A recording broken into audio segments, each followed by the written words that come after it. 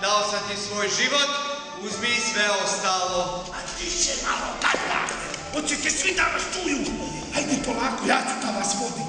Hajde, hajde.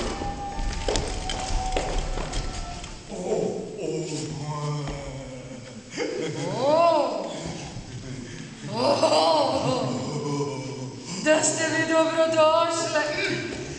Da ste mi dobrodošli, dragi Raškoleviću i mili Bernardu. O, carski klidvej, koje blaženstvo, koja raskoša. Ma gazda, ja vam rekao da je to rad, a nije to ona. Još malo. Ma ne može. Stigo vam je plemić,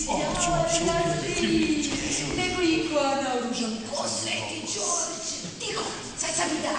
Jeste vidjeli kako te drago? Ajde sad, pomaš. Skup.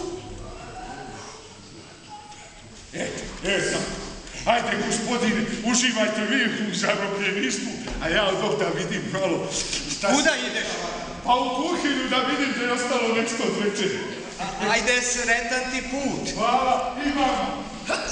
Gospod, Bernardo je otišao, a jeste li učuli onaj Ninu glasini? Jesam, Nino, ja sad jako žurim, a ti ide izabavi Bernarda kako mi šitaš. Mogu, idem. Berni! Berni, desi!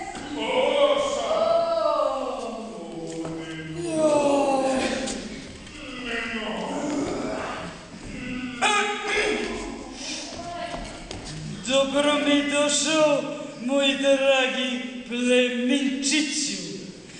Dobroveče. I vama, poštovana i premila gospo. Joj, uđi, dečko moj. Ušao. Kad bi samo znao